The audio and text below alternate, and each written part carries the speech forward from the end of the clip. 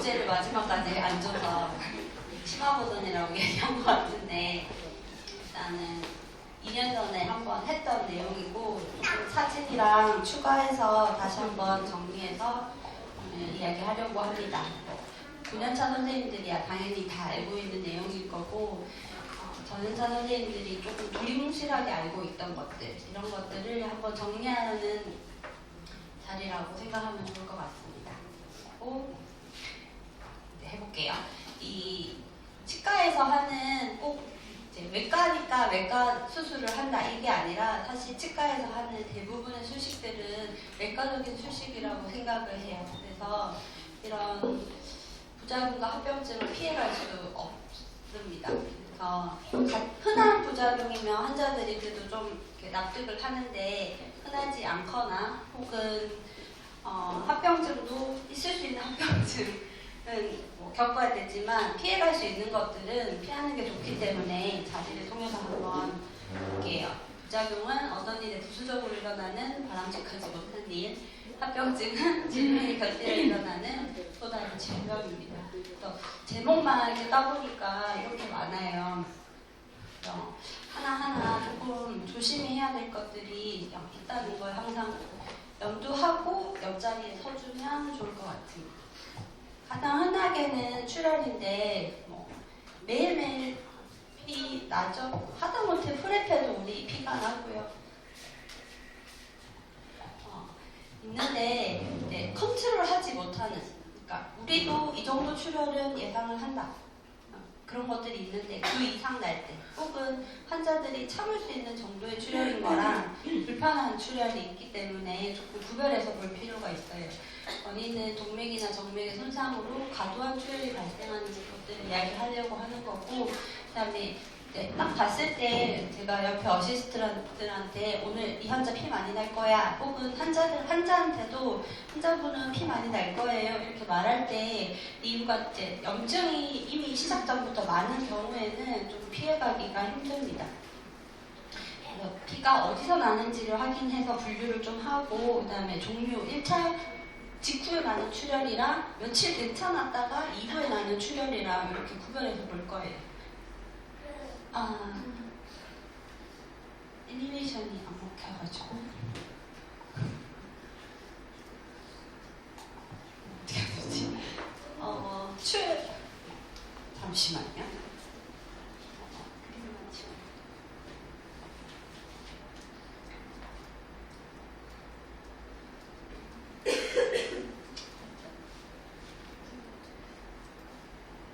출혈이 있으면 이제 일단은 그 환자 가장 먼저 치과에서 뭐 하죠? 의사님들이 피가 좀 많이 나. 거즈바이팅. 가장 효과도 있고 우리가 할 수 있는 많은 것, 이게 사실 대부분입니다. 그래서 시간이 좀 걸리지만 거즈를 정확한 위치에 정확하게 물면 대부분 지혈이 돼요. 근데 이걸 이제 출혈 날 때 저는 피나는 정도가 대부분은 심하지 않겠죠. 우리가 치과에서 하는 출혈이라는 게 심하지 않겠지만 일단 전신 상태도 먼저 보기는 해야 돼요. 그래서 피가 너무 많이 나면 혈압이 강화하고 맥박이 빨라지고 환자가 이렇게 땀을 송글송글 치거나 손을 잡았는데 좀 축축하다거나 이런 것들은 이제 쇼크 증상이 같이 있는 거거든요. 그래서 쇼크는 피가 떨어지면서 순환이 몸에서 혈류가 제대로 안 도는 거기 때문에 제일 먼저 뭐 하면 좋을까요? 119부터 부를까요? 원장님들 뭐 하죠? 대답이 수빈이 제일 먼저 뭐 해요? 얼마 전에 사장님 발치하는 환자가 약간 어지럽다고 하거나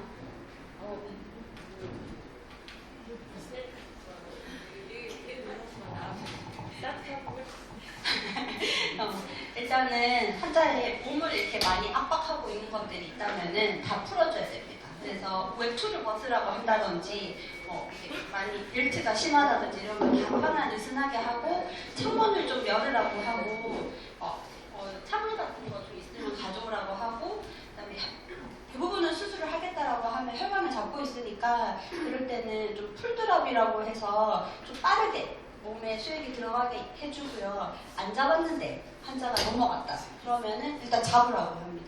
그리고 자세를 서 있어야 돼요? 앉아 있어야 돼요? 누워 있어야 돼요? 누워 있는 게 좋거든요. 근데 우리가 이미 시작했는데 인시전이 줬는데 피가 나는 상황인데 환자가 이렇게 거꾸로 어떤 책 같은 데 보면은 머리를 밑으로, 그러니까 다리를 올려서 머리를 밑으로 하면은 혈액순환이 머리로 많이 올려서 좋다, 심장 쪽으로 가서 좋다 하는데 우리는 치과에서 수술하는 상황이기 때문에 그러니까 평평하게 정도만 해도 많은 도움이 됩니다. 그리고 이제 크게 문제가 없다 생각이 되면은 일단은 출혈 부위를 정밀조사해요. 대부분은 치은에서 나는 거니까 잘 압박만 하면 되고, 근데 뼈 안에서 나는 것 같다. 혹은 치은에서 나는데 피가 퐁퐁퐁 이렇게 나는 게 눈에 보인다. 그러면은 지혈을 적극적으로 해야 됩니다. 그래서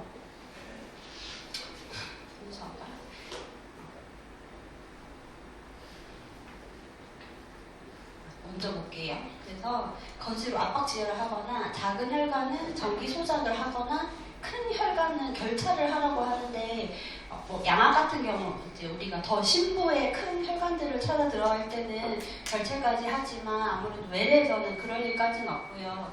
네, 뼈에서 난다. 그러면 조금 번거로워요. 아무리 우리가 지혈제 그 소작기로 이제 뼈를 지진다고 해도 한계가 있거든요. 뼈 저 안에서 올라오는 피를 다 컨트롤하기는 힘들어서 적극적으로 흡수성 지혈 거즈나 보낙스 같은 거를 이용해서 눌러줘요. 그래서 흡수성 거즈를 하면 제일 많이 쓰는 거 서지셀인데 이거는 진짜 피 많이 나면 효과는 좋지만 이 자체가 이물로 작용해서 나중에 다시 손을 봐야 되는 경우 있어서 잘 안 쓰고요. 보낙스는 약간 교정과에서 쓰는 화이트 왁스처럼 생겨가지고 만지면 동글동글하게 만들어서 누르면 돼요. 그러면 뼈 사이사이에 들어가는 거거든요. 근데 지금 병원도 잘 안 쓰죠. 가장 많이 쓰는 거는 테르플러그, 보험도 되고 발치와 아니면 얼마 전에 저는 사이너스에도 피 많이 나면 그냥 넣고 봉합해버리거든요. 그리고 큐탄이 원래는 더 먼저 있었는데 지금 수급이 잘 안 돼요. 그리고 제일 왼쪽에 이제 저런 주사제를 줘서 환자 자체가 뭐 전신 질환이 있거나 하면은 예를 들어 혈소판이 이런 환자들은 혈우병 환자들은 저런 주사를 미리 맞고 하기도 하고요. 밑에는 이제 스론빈 동결 파우더라서 저거를 출혈 부위에 그냥 뿌리기도 하고 아니면은 식염수 같은 데다가 섞어서 이제 시린지로 뿌리기도 뿌려서 해볼 수 있어요. 원장님들이 한 번씩 수술하다가 엄청 깜짝 놀란다. 그러면은 어디를 수술할 때 피가 크게 날 수 있는지 큰 혈관을 보면은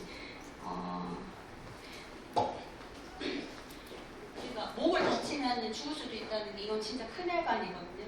우리가 할 수 있는 안에서는 사랑니 발치하면서 요 하치도 안에 들어가는 동맥이라든지 아니면은 쌍합동 수술할 때 이렇게 내려오는 동맥들 그리고 입천장에 치은 이식 같은 거 할 때 천장을 지나가는 건데 보통 거리가 이 정도 있다고 생각을 하고 이제 수술들을 하시는데 변이가 있거나 하는 걸 다 막을 수는 없겠죠.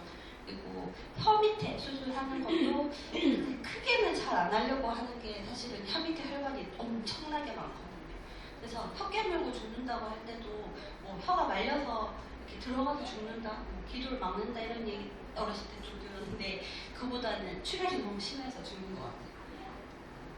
그리고 상악동 할 때도 이렇게 혈관이 안쪽으로 지나가는 혈관이 있고 바깥쪽으로 지나가는 혈관이 있어서 절개할 때 바깥쪽에 지나가는 혈관은 절개할 때 벌써 피가 뻥 나고요. 아니면 상악동 하고 있는데 이 안에 여기에 윈도우를 땄는데 딱 열었더니 이런 식으로 혈관이 지나가는 경우도 있습니다. 그래서 미리 CT 원장님들이 보고 들어가긴 하지만 피할 수 없어서 생기는 경우도 있으니 그럴 때는 잽싸게 레이저나 소작기를 갖다 주면 좀 도움이 돼요.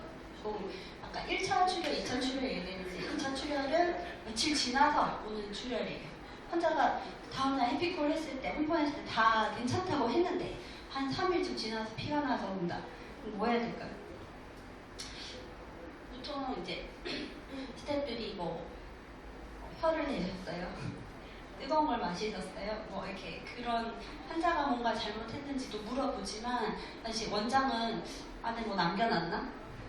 이물질이 있었나? 아니면 감염이 됐나? 이런 거를 확인합니다. 그래서 대부분은 그러니까 뭐로 이물질이든 어떤 이유가 있는 이유에 의해서 감염이 돼서 생기는 거라 그렇게 오면은 안에 깨끗하게 소파 개념으로 이물질 확인하기도 하고 그다음에 염증 조직을 긁어내기도 해서 마취하고 살짝 긁어내고 재봉합하고 그다음에 항생제를 처방해 줍니다. 뭐 이거는 출혈이라고 말하기 힘들지만 이런 흔하죠. 근데 누구나 있지는 않아요. 그래서 유난히 큰 수술 안 한 것 같은데 멍이 시커멓게 들어서 온다든지 입안에 애들 프랩할 때 리트렉션은 좀 했는데도 이렇게 반상 출혈 혹은 점상 출혈, 자그마한 출혈들이 안에서 생겼다. 그러면은 한 번 그랬다고 전신 검사, 피 검사 해보세요라고는 못하지만 반복적으로 생기면은 일단은 내과적으로 한번 권유해 볼 것 같아요. 이런 거 부작용은 아니기 때문에 그냥 사라진다고 이야기해 주시면 됩니다. 국소적인 게 아니라 전신적으로 오면은 보통은 출혈성 요인이 이제 혈소판이나 응고인자에 문제가 있거나 혈액 질환 자체가 있어서 앞에서부터 PMH를 적고 들어오는 환자들은 우리가 이제 예상을 하고 시작을 하는데 그거 외에도 당뇨 고혈압이 있어도 맨 밑에 혈관 자체가 되게 취약하기 때문에 출혈이 다른 사람들보다 많이 일어나고요. 그다음에 투석받는 환자들은 카테터를 꽂기 때문에 약간 혈액 응고를 살짝 덜하게 하는 약들을 먹고 있거든요. 항응고제를 먹고 있기 때문에 이런 것도 체크해야 되고 그다음에 간이 안 좋다거나 항생제를 이미 다른 데다 먹고 있다거나 하면은 지혈이 잘 안 될 거라고 생각을 해야 됩니다. 그다음에 PMH로 혈전제라고 해서 뭔가 먹고 있다. 그러면 이제 막 달려와요. 어떻게 해야 돼요? 이렇게 얘기하는데 일단 방침은 치과 치료해서 이 혈전제를 끊을 때 끊어서 얻는 이득이랑 리스크를 봐서 위험이 더 크다 하면 사실 안 끊는 게 맞는 것 같아요. 그래서 이제 수술 자체를 광범위하게 할 수 없으니까 가능하면 줄여야 되고요. 그리고 이 혈소판 제제는 혈소판 기능, 혈소판 자체가 없는 게 아니라 혈소판 기능이 떨어져서 먹는 약이기 때문에 저는 아스피린 정도 먹고 있다고 하면은 그냥 이유 불문하고 그냥 한다고 해요. 할게 이렇게 하고 환자한테는 피가 좀 날 수 있어요. 먹고 계신 약이 있으니까 좀 날 수 있어요 하고 가능하면 크게 안 걸리려고 하거든요. 근데 항응고제를 먹고 있다. 마파린 가장 흔하게 많이 먹고 있고 그다음에 저기 프리닥사, 엘리키스 이게 상품명에 따라서 좀 많이 다르긴 한데 원래 마파린을 먹을 때는 이제 어떤 음식을 먹느냐에 따라서 마파린 효과가 좋기도 하고 낮기도 하거든요. 이게 항상 일정해야 되는데 너무 그 식용유에 너무 차이가 나니까 발견된 최근의 약들이에요. 그래서 이걸 많이 먹고 있는데 좀 끊어야 돼. 좀 끊는 게 편한 것 같아요. 그래서 저 아시는 지인이 먹고 있는데 끊으라고 하기도 좀 그렇고 해서 좀 채소로 해야지 뭐 이렇게 생각하고 들어갔는데 한 일주일 내내 피나서 엄청 화내시고 곤란했던 기억이 있거든요. 그래서 항응고제는 조금 컨설트를 내서 확인을 하시는 게 좋고 항혈전제랑 항응고제가 좀 차이가 나는 게 이런 신부출혈 겉에서 봐서 피가 나는 것보다 저 안에서 피가 나는 것 때문에 우리가 컨트롤하지 못하는 경우가 너무 흔하거든요. 그리고 여기 빨간색으로 말해놓은 것처럼 수술하고 바로 피가 나는 게 아니고 수술 직후에는 멎은 듯 보였다가 다시 또 피가 나는 경우가 너무 많아서 멘트를 내는 게 좋습니다. 이것도 저번에 했던 퀴즈인데 기억나시나요? OX 문제. 에피네프린에 적셔진 거즈를 사용한다. 오케이? 네. 우리 리도카인에도 에피네프린이 들어가 있고 실제로 에피네프린이 혈관 수축에 기능을 하기 때문에 전치부 프랩을 했는데 피가 좀 난다. 그럼 마취 좀 더 해주세요 하면은 확실히 하얘지면서 지혈되는 효과가 있는데 혈관에 피가 펑펑펑 나는데 거기다가 마취를 계속해서 이 피를 멈춰보겠다. 이런 마음으로 계속 도즈를 늘리게 되면은 나중에 수술이 길어지면은 후폭풍으로 피가 진짜 많이 나요. 진짜 펑펑펑 나거든요. 그래서 요즘은 피네프린 거즈를 사용 안 하는 게 맞는 것 같고요. 그다음에 치근을 발치하다가 동맥이나 정맥의 열창으로 과도하게 출혈이 생기면 그래도 오늘 다 뽑고 가야 될까요? 너무 피 많이 나면 나중에 케이스 하나 보여드릴 건데 안 보여서 시야 확보가 안 되니까 헛발질할 확률도 너무 높고 그래서 일단은 젤폼 같은 걸로 넣어서 지혈을 시키고 일주일 정도 지나서 다시 시도한다고 환자분한테 원래 그렇게 한다고 설명을 해주면 좋을 것 같습니다. 그 다음에 열창은 흔하죠. 발치하다가 흔한데 대부분은 별 문제 없어요. 그 다음에 프랩하다가 혀나 뺨 같은 게 조금씩 실리는 것도 같은 맥락인데 이게 이제 구별을 해야 되는 게 엄청 깊게 뚫렸냐. 한 번씩 엘리베이터를 손에서 놓쳐서 목 안에를 입천장을 깊게 찔렀다든지 아니면 혀랑 그 치아 사이에 구강저에 기구가 좀 깊숙이 들어갔다든지 그럴 때는 봉합을 해줘야 돼요. 그때도 이걸 안에 그 정도 살짝 구멍 기구가 살짝 들어갔다 나온 정도면 안에를 엄청 헤비지 않아서 괜찮은데 발치하다가 치근이 설치구로 들어가서 안을 활짝 열었다든지 그러니까 좀 관통을 하게 되면 그 부위가 깊으면은 항생제를 꼭 해줘야 돼요. 환자한테 별 대수롭지 않게 넘어가려고 그냥 말 안 하거나 아니면 양처방 안 하거나 했다가 괜히 감염돼서 오면은 훨씬 더 힘들기 때문에 이렇게 그거만 구분해 주시면 되고 부종도 엄청 심하죠. 네, 요즘은 옛날에 비해서는 확실히 좀 덜한 것 같아요. 어때요? 엄청 부어오는 환자들 있어요? 잘 없죠. 일단은 치과에서 우리가 혈에 그 정맥 주사를 주는 게 되게 효과가 좋아요. 그래서 그 환자의 통증이나 부종이 심하면 환자가 그걸 또 통증으로 여기거든요. 그래서 그걸 다 같이 막기 위해서 정맥 주사를 주는 게 효과가 좋고 그다음에 수술 자체를 너무 크게 안 하는 것도 귀가 크지 않은 거에 도움이 됩니다. 근데 며칠 지나서 부어온다. 특히 사이너스 같은 거 안 찢은 것 같은데도 며칠 지나서 여기만 이렇게 퉁퉁 부어서 눈이 살짝 작아진다든지 여기가 뜨겁다든지 환자가 열이 나서 왔어요. 이렇게 오면은 이렇게 하고 봐야 돼요. 그래서 그럴 때는 항생제를 미리 좀 먼저 준다든지 아니면은 안에 열어서 한번 씻어낸다든지 사랑니도 뽑고 나서 한 2주 지나서 발사까지 다 했는데 지나서 부어서 띵띵 부어서 와서 안에 시린지로 씻어보면은 퍼스 나올 때 되게 많거든요. 이렇게 주면 좋습니다. 그리고 부어서 왔다. 우리 집 치과에서 냉찜질과 온찜질 둘 다 하는데 기준은 어떻게 되죠? 예원이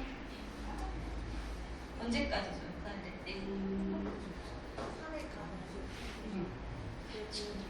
그 후에는 3일 하면 환자가 오늘 만약 오전에 발치했다. 네. 언제까지? 그럼 월요일 오전에 발치한 월, 화, 수? 화요일 전까지. 그래서 이제 수술을 한 시간부터 이제 48시간까지는 하고 싶은 냉찜질 하고 그 후에는 온찜질을 하는 게 혈액순환에 도움이 돼서 붓기가 빠지는 것도 훨씬 좋습니다. 그 후에 냉찜질 하는 거는 효과는 없고 오히려 부작용, 그러니까 별로 효과는 없으면서 불편하기만 하거든요. 통증도 출혈, 붓기 다 똑같아요. 직후에 있는 거는 아주 정상적인데 며칠이 지나서 아프다, 안 아팠는데 아프다 이러면은 아내가 감염됐다고 생각하고 앞서 사이너스에 환자들이 부어서 온다든지 열감이 있어서 온다든지와 똑같이 항생제를 처방하고 세척하고 온스포를 줍니다. 그리고 진짜 교과서 저 학교 다닐 때는 막 왕이라고 생각하고 배우고 했는데 잘 보이지는 않거든요. 근데 감별은 할 줄 알아야 돼요. 안에 엄청 아프다고 일단은 통증의 자체가 훨씬 더 심하고 그다음에 냄새가 쾌쾌하게 나는데 안에 열어보면은 퍼스도 없고 깨끗한 상태. 그거를 건성 발치화라고 하는데 뭐 하기 전에 이미 감염이 있었거나 하면서 너무 외상이 심했다거나 세 번째 줄에 국소 마취에 사용된 혈관 축축제의 지혈 효과, 그러니까 너무 과도하게 혈관을 묶어도 혈류 공급이 안 돼서 거기에 치유가 더딘 거죠. 그다음에 뼈 자체가 엄청 치밀하다. 그럴 때도 뼈 안으로 들어오는 혈류의 양이 다른 사람들보다 더디기 때문에 이렇게 됩니다. 그리고 환자가 잘못하는 것 중에 하나는 너무 깔끔히들 나는 이 뽑고 나서 이 더러운 이 피떡이 앉아있는 상태 못 견뎌서 그냥 가글만 하는 게 아니라 집에서 막 핀셋으로 빼낸다든지 그런 환자들도 그 위를 덮어주는 피딱이 없어짐으로 인해서 생기는 거죠. 해줄 수 있는 거는 그냥 뭐 되게 약이 있다, 거기에 맞는 딱 약이 있다기보다는 시간이 지나야 좋아진다고 얘기를 해줘야 되고요.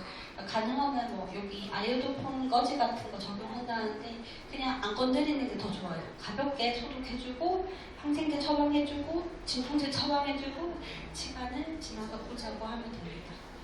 동통은 약을 주사약 지금 다 잘 쓰고 있어서 환자들이 진짜 요새 아프다고 하는 날이 없는데 그래도 한 번 더 정리를 하자면 이제 발치하기 첫날 24시간까지는 좀 약을 과하게 먹는 것 같아도 가장 아플 때니까 라고 하면서 약을 하루에 3번 먹는 약에다가 아침에 수술하면 점심 저녁 사이에 한 번 먹을 수 있다고 얘기해주고 그다음에 자기 전에 한 번 먹을 수 있다고 얘기해주면 하루 최대한 5알이거든요. 여기 5알 넘지 않도록이니까 그렇게까지 먹을 수 있다고 설명해주고 그러면 진짜 아프다고 하는 분들이 잘 없어요. 그다음에 감염. 감염이 돼서 온다. 그러면 감염돼서 오는 환자 많나요 요즘? 잘 없죠?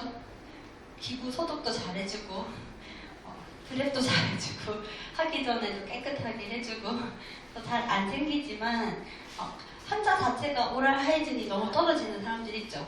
혈관이 너무 더럽다거나 아니면 술, 담배 안 된다고 하지만 계속 하는 환자들 충분히 감염이 생길 수 있고요. 그다음에 하기 전에 목이 이미 많이 부었다, 침 삼킬 때 아프다고 하는 환자들 그런 사람들은 사랑니 주변에만 염증이 있는 게 아니라 이미 연조직으로 많이 퍼져 있는 상태라서 충분히 IV를 해서 항생제 농도를 높이고 그 후에 약을 잘 챙겨 먹으면 괜찮은데 이 모든 과정 중에 하나라도 좀 잘 안 된다 그러면은 감염될 확률이 아주 높습니다. 그래서 약을 보통 기본 약 이렇게 나가는데 저는 환자가 감염됐다거나 아니면 감염이 심한 상태에서 어쩔 수 없이 발치를 했다 그러면은 항생제를 2가지 준다든지 대학병원은 트리플로 그러니까 3가지를 무조건 줬었거든요. 그렇게 조금 초기에 적극적으로 대응해주는 게 치아의 파절. 치아 파절도 잘 생기는데 문제는 이게 위에서는 상악동으로 들어가는 거, 밑에서는 신경관이랑 너무 가까운 거, 그거 2개를 조금 주의해서 봐야 돼요. 그래서 일단 상악동 내에 이물질 들어가는 거 있다고 같이 볼게요. 그 다음에 인접치아를 흔들거나 그 다음에 원불, 뿌리가 특히 8번 뽑을 때 엘리베이터 잘못 쓰면 7번이 C쉐입으로 이렇게 딱 원추형으로 생겼는데 8번이 나와야 되는데 7번이 들썩해서 올라온다든지 이런 경우가 한 번씩 있고 심하면은 파절까지도 됩니다. 이런 거 좀 조심해서 봐야 되고 안 생기는 게 좋긴 한데 진짜 조심히 한다고 하는데도 어쩔 수 없이 생길 때가 있기는 하거든요. 그래서 설명도 좀 잘 하는 게 필요할 것 같습니다. 옆에 패스 당연히 확인을 해야 되고요. 예방 쉬운 이야기 좀 이거는. 그다음에 치아의 발치. 잠깐만. 그리고 이거는 사실은 이제 크게 어렵진 않지만 좀 위험한 자리가 있어요. 어디가 위험할까? 임플란트를 심는데 너무 옆에 치근이랑 가까워서 고민이 되는 자리가 항상 상악의 3번 뒤에 3번이 되게 서 있는 환자들도 많지만 가격하게 누워있는 환자들도 많고 그다음에 3번 뿌리가 너무 기니까 4번에 소골치에 심을 때 너무 텍스처가 길면은 위에서는 떨어져 있었는데 위에 탑에서는 떨어져 있었는데 꼭대기에서 만나는 경우가 생기거든요. 그래서 그걸 조금 조심히 봐야 되고, 치아 발치는 이렇게 하면은 언니 어떻게 그럴 수가 있지? 이렇게 생각하지만 간혹 교정과에서 8번을 뽑아달라고 했는데 7번이 8번처럼 누워있고 그 위에 8번이 7번 뒤에 딱 똑같이 누워있으면 환자 입안을 딱 봤는데 6번만 나있고 뒤에는 무치약부라서 8번을 뽑으려면은 훨씬 뒤를 열어야 되는데 이제 순간적으로 열어서 보이는 7번을 뽑을 때가 간혹 있습니다. 그래서 그거를 꼭 체크해야 되고, 앞에 약간 인접치가 정출됐을 때도 그렇고 엉뚱한 치아를 이제 매복되어 있는 치아를 뽑았다가 재위치시키기는 힘들겠지만, 예를 들어 4번을 뽑아야 되는데 서로 전달이 잘못돼서 5번을 뽑았다거나 그러면 당황하지 말고 얼른 재위치시키고 그다음에 지켜보다가 필요하면 금방 치료하면 치아를 없어 이렇게 되는 건 아닙니다.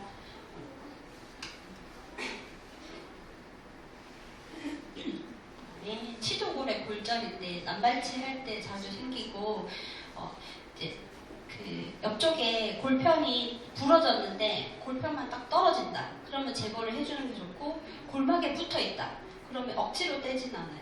그냥 이 연조직에 치은에 붙어 있는 골 절편들은 그냥 나중에 봉합할 때 이렇게 붙여서 봉합을 하거든요. 그리고 우리가 외상을 당해서 자전거를 타다가 넘어져서 앞니가 치아랑 같이 부러졌다. 그럴 때도 치조골을 다 제거하는 게 아니라 필요하면 치아를 고정하거나 잇몸을 봉합함으로써 그 뼈를 유지하는 경우가 있습니다. 근데 아까 빼는 거, 완전히 분리됐을 때는 빼는 이유가 놔두면 괜히 부골처럼 돼서 안에 더 많이 뼈가 녹을 수 있으니까 제거해주는 게 좋고, 상악 결절이라고 해서 이렇게 원장님 심폐발치예요 하고 왔는데 엘리베이터를 딱 했는데 잘 안 빠지거나 아니면 환자가 엄청 아파한다거나, 근데 계속 힘 줘서 뽑다 보면은 상악 8번 뒤에 이렇게 뼈가 같이 치아 크기만큼 뼈가 붙어서 나올 때가 한 번씩 있거든요.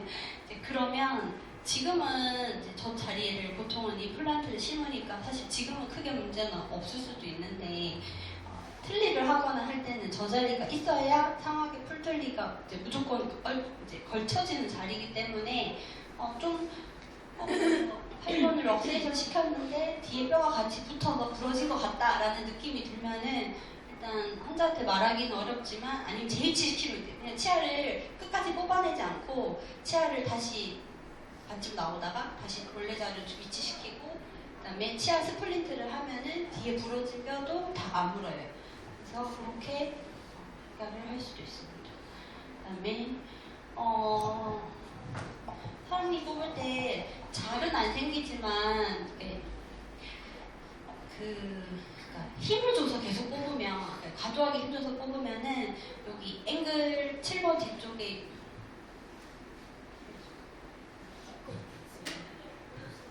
여기가 약하기 때문에 이렇게 또 부러지는 경우가 종종 생기거든요. 그래서 이거는 진짜 피해볼 수 없는, 환자한테 설명하기가 힘들잖아요. 그래서 이런 곧 수술해요. 그래서 조심해야 되는데, 이거 성형외과 파노라마인데 이제 이렇게 사각턱이 있는 환자들 밑에 이렇게 예쁘게 다 깎아두면 이 환자는 사진을 찾다가 못 찾았는데 8번이 있는데 얘를 뽑으려고 한다 그러면 여기 부러질 확률이 어마어마하게 높아요. 그래서 양악하고 나서 6개월까지는 사랑니 발치 절대 안 하고, 6개월도 좀 약한 것 같아서 잘 안 합니다. 환자한테 설명하고. 여기 지금 코티칼은 이렇게 하얀색으로 두껍게 아주 가장 비슷되는 뼈고 이제 보호막이면서 튼튼한 자리인데 여기를 다 깎아 놓으니까 바닥이 너무 약해요. 그래서 진짜 쉽게 부러지고요. 사랑니가 있으면 이렇게 가깝게 생기거든요.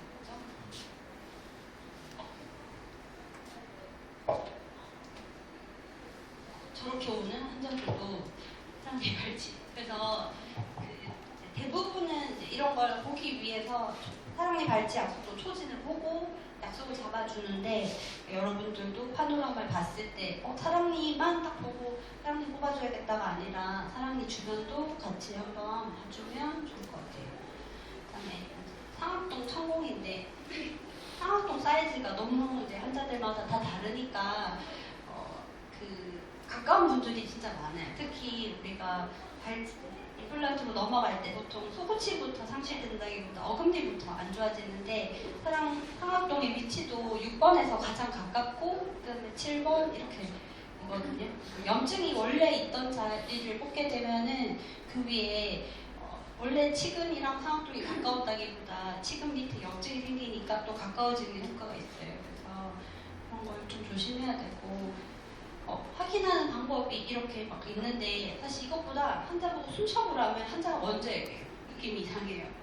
입으로 숨 쉬는데 코로 바람이 들어가요. 이렇게 하거든요.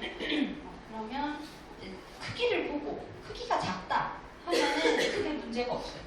크기 문제가 없어서 환자한테 설명만 가볍게 하고 약을 조금 항생제를 기본보다는 더 오래 쓸 수 있다고 설명을 해놓고 시작을 하거든요. 대부분 흡수가 되고 봉합을 꼭 해주고 필요하면은 그 아까 말했던 테일플러그 같은 지혈제를 넣고 봉합을 합니다. 크기가 크면 나중에 수술을 해야 될 수 있어요. 그래서 한 달 정도 지났는데도 계속 물 먹으면 코로 들어가요. 상처 깨끗하게 나왔는데 그 구멍만 안 없어져요. 그러면은 옆에 이런 조직을 가지고 와서 메우는 구멍을 닫는 수술을 할 수 있다고 미리 설명을 하고요. 임플란트 사이너스 리프트 하다가 구멍이 나는 경우는 찢어지면 그 자리에서 바로 끝내는 게 아니라 옆을 들어 올려서 이렇게 덮치면은 그 구멍이 좀 없어질 때가 있거든요. 한 번씩 구멍이 있었는데 다 들어 올렸더니 환자가 숨 쉴 때 막이 정상처럼 안 찢어진 것처럼 움직일 때 있는데 그럴 때는 겹쳐져서 그런 거고 크기가 크거나 할 때는 저렇게 멤브레인을 넣어서 이렇게 합니다. 그 다음에 상악동 전공에서는 이제 술후 주의사항이 되게 중요하다고 생각을 해요. 그래서 여기서 아닌 것은 4번 빨대 사용 권유. 뭔가 입안에 상처가 많으니까 빨대를 써서 모관으로 쫙 넘겨주면 좋지 않나요? 환자 그렇게 얘기했어요, 진짜 저한테. 근데 그게 아니라 빨대를 쓰면 음압이 걸리기 때문에 상악동 수술했을 때는 안 좋아요. 그냥 사랑니 발치만 해도 이런 거는 쪽쪽 빠는 힘은 안 좋으니까 사용하지 말라고 하는데 상악동에서는 특히나 그렇습니다. 코 풀기, 그다음에 수영장, 사우나, 구강 세정, 자주 세척을 하는 것도 구멍이 나 있는데 지금 안 그래도 거기 피땀이 살짝 앉아서 아물려고 하는데 입안을 씻어서 또 거기를 씻겨 내려간다든지 그런 의미에서 좀 안 좋고요. 그다음에 코풀기 재채기는 안 하는 게 좋은데 혹시나 너무 해야겠다거나 환자가 잦은 그런 게 있다 하면은 고개를 숙이고 입을 좀 벌리고 기침을 하면은 압이 좀 덜 걸리는 효과가 있습니다. 네, 그러니까 상악동에 그 치근이 들어가는 건데요. 이렇게 원래부터 상악동 위에 벽이 얇게 남아 있었잖아요. 이거를 뽑으려고 치아의 형태도 좀 이상하고 뽑으려고 하다 보니 안으로 밀려 들어갔어요. CT 찍으니까 7번 위에 올라가 있고 뒤에 들어가 있거든요. 저럴 때는 어떻게 해야 될까요? 이것도 제 환자인데 처음에 왔을 때 상악동이 텅 비어 있어서 사이너스 하고 7번을 못 신고 2달 기다렸으니까 이제 합시다 하고 왔는데 지금 그 침 너무 잘 안 물어서 그냥 플랫리스로 하면 되겠다 했는데 그러니까 플랫 열지도 않고 구멍만 내서 7번을 심었는데 갑자기 쏙 들어가더라고요. 그래가지고 빼고 싶었는데 들어갔어요. CT를 파노라마 찍으니까 그 잠깐 사이에 들어갔다고 생각하고 잠깐 사이에 파노라마를 찍으러 갔는데 저 뒤에까지 밀려갔어요. 어떻게 해야 되죠? 진짜 환자 이렇게 환자분 지금 뒤에 들어가 있는데 너무 멀면은 이제 뺄 수도 없어요. 처음 플랫리스로 크리스탈에서 들어갔으니까 일단은 나올 수 없어. 그 구멍으로. 그러니까 측면을 라테랄을 열어야 되고 라테랄을 열어서 보는데 그러니까 알고는 있었는데 그렇게 하면 된다라고 알고 있었는데도 불구하고 여기가 안 보이는 거예요.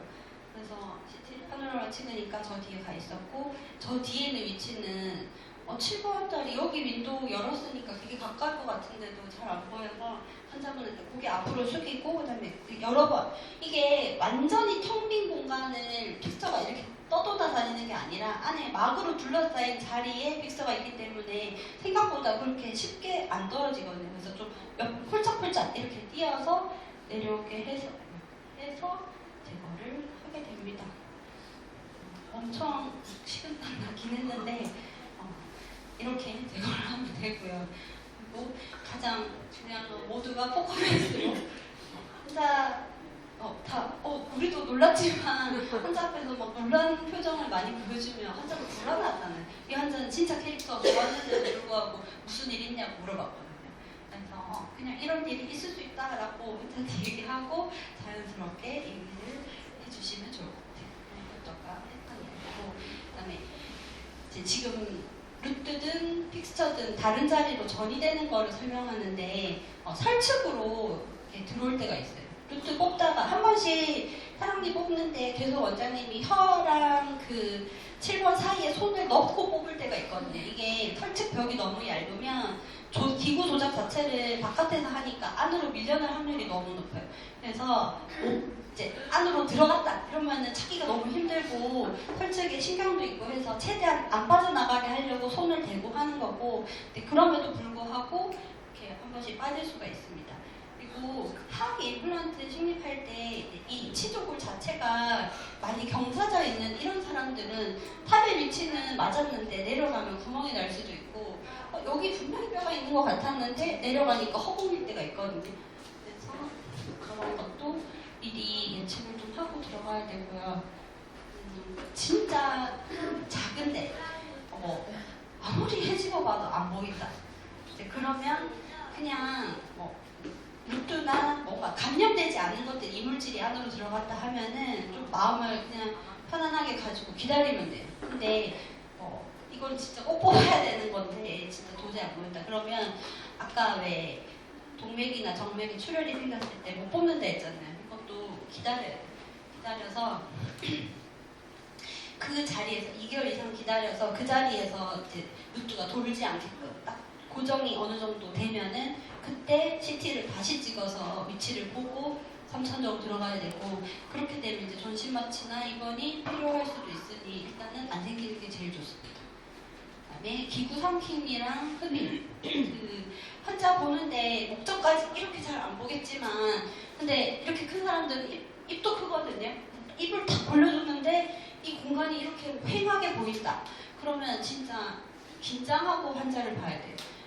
아는데도 불구하고 뭔가 특히 임플란트, 픽스처 감는 도구들은 다 작으니까 손에서 한 번 딱 놓치면은, 그러니까 이 정도 되면 안 넘어가서 여기 딱 들어가도 환자한테 고개 숙이세요 하면은 이렇게 또르르 이렇게 구석으로 몰려서 우리가 뽑을 수 있는데, 이렇게 되면은 이 목젖이 펄럭펄럭 하면서 딱 들어가기 때문에 눈에 보이는데도 못 뽑겠더라고요.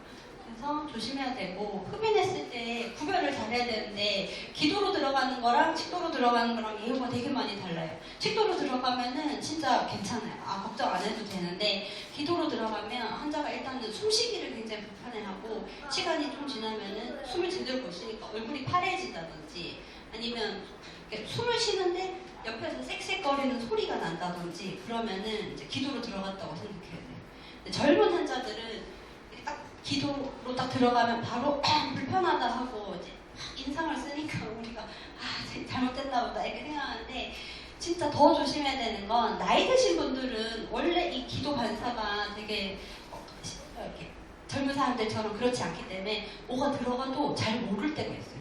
그래서 환자가 너무 편안해서 이거는 식도로 들어갔구나 이렇게 생각하고 그냥 보내게 되면 환자가 밤에 집에 가서 사고가 날 때가 있거든요.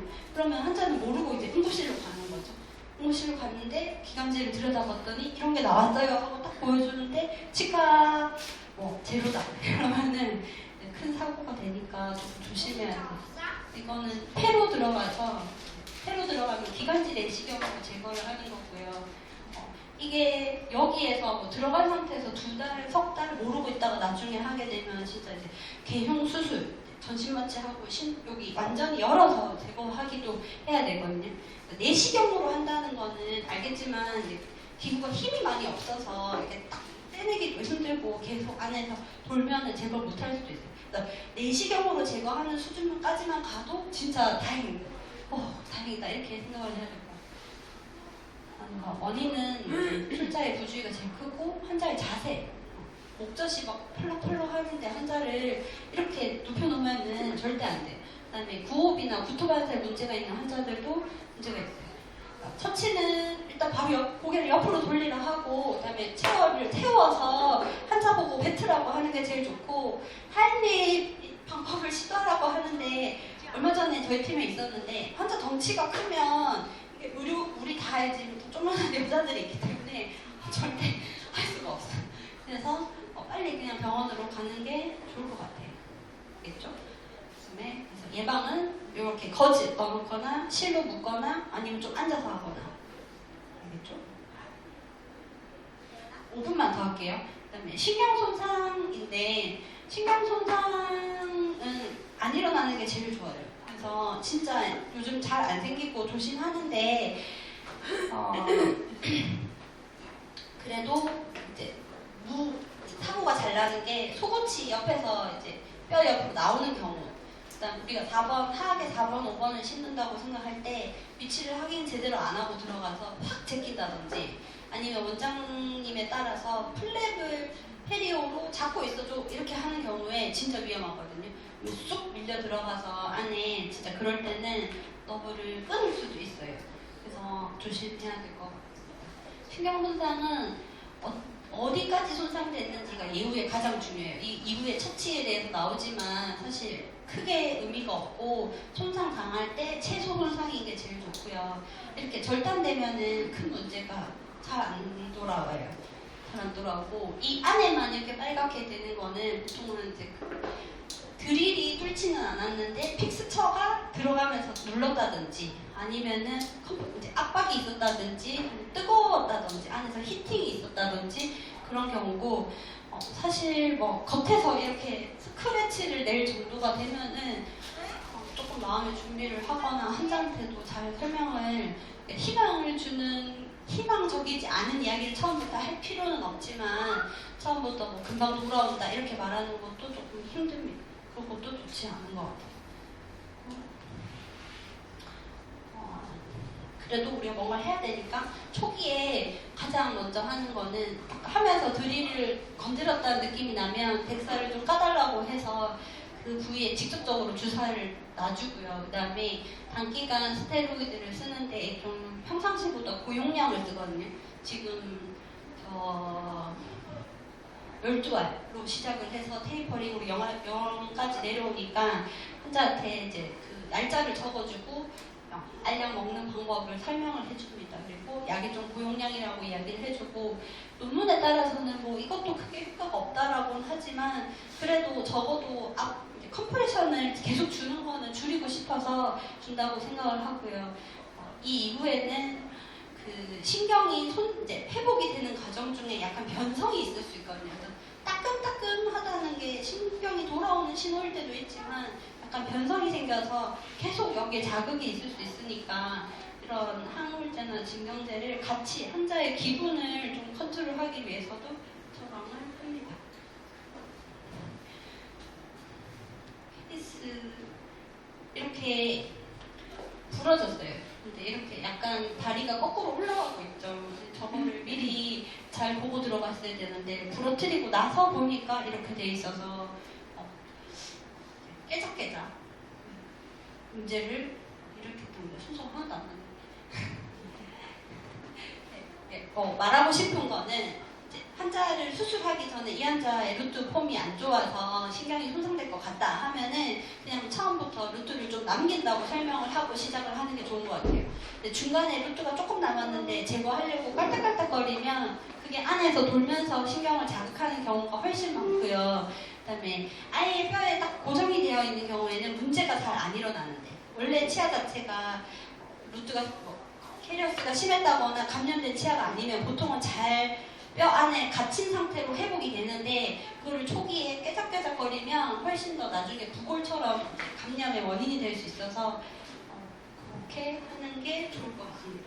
그리고 한 가지 팁은 이제 사랑니 위치 자체가 괜찮잖아요. 근데 이게 뿌리 위치가 잘 안 보인다, 선명하지 않다, 희미하다 그러면은 항상 CT를 꼭 찍어야 돼요.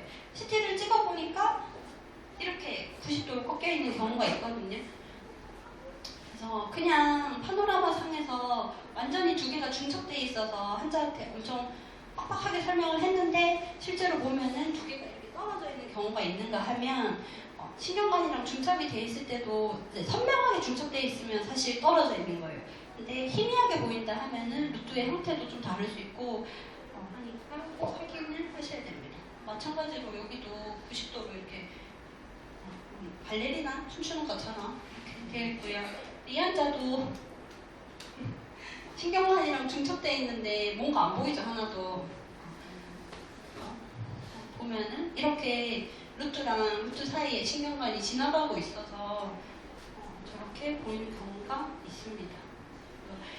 처음 저도 뼈를 수련했으니까 뼈를 그러니까 치근을 남기는 걸 너무 싫어해서 억지로 뽑으려고 많이 했는데 이렇게 많이 내려가 있거나 이 정도로 감염이 돼 있기도 해서 다 뽑아야 되는 거 아니야 했는데 유착이 돼 있고 신경관의 위치도 마찬가지로 뿌리 사이에 지나가고 있고 아까 이제 사랑니 뽑다가 앞골 골절 이야기했는데 이렇게 뼈가 자체가 너무 좁잖아요. 그리고 바깥의 코티칼도 되게 얇고 이러면은 부러질 확률도 되게 높아요. 그래서 그냥 환자한테 잘 설명을 하고 남겨둡니다. 이만큼 크게 남겨둬도 사실 크게 살이 안 나요.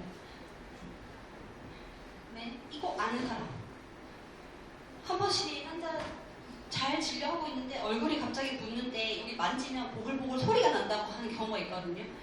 본 사람도 있고 안 본 사람도 있을 텐데 그러면 놀라지 말고 그냥 이 안으로 공기가 들어갔구나. 환자한테도 그렇게 설명해 준다고. 되게 근데 기분이 나쁘거든요. 보글보글 하니까. 근데 한 일주일에서 2주 지나면 공기 다 빠진다고 이렇게 하고 항생제가 꼭 필수한 건 아닌데 공기가 들어갔다는 거는 어딘가 이제 열렸다는 거잖아. 그래서 감염될 가능성을 생각하고 항생제를 처방해 주고요. 악관절은 입을 너무 크게 벌릴 때 사랑니 뽑을 때 사랑니에 힘 준다고 하지만 턱을 거의 잡아 내리는 힘이 작용하기 때문에 그럴 때도 밑에서 이렇게 받쳐준다든지 해주는 게 도움이 됩니다. 입이 안 벌어져요. 어떡할까요? 입이 안 벌어지는 거는 여러 가지 원인이 있을 수 있는데 원인을 보고 우리가 마취를 좀 잘못했다. 그럴 거 아니면은 사랑니가 사랑니인지 정확하게 모르겠는데 이게 위에 사랑니가 원인지 밑에 사랑니가 원인지 잘 모르겠는데 뭔가 좀 그렇다면 입을 벌려보라고 입이 잘 안 벌어진다 하면은 대부분 위에 사랑니에 감염이 있는 거예요. 우리 보통은 아래쪽 사랑니 감염만 많이 생각하는데 그리고 사랑니 발치하고 나서나 입을 아주 오래 벌리는 시술을 하고 난 후에 있을 수 있습니다. 그래서 그럴 때는 핫팩 해주면 도움되고 힘들어하면 진통제 처방해주고요. 그다음에 엄청 사랑니 뽑고 나서 입 안 벌어진다고 하면 뭐라고 얘기하죠? 억지로 벌리지 마세요 하거든요. 시간 지나면 다 벌어질 거니까 그럴 때는 근이한제도 필요 없고 입을 벌리려는 노력도 다 필요 없어요. 그냥 시간 지나면은 대부분 좋아진다고 생각하시면 됩니다.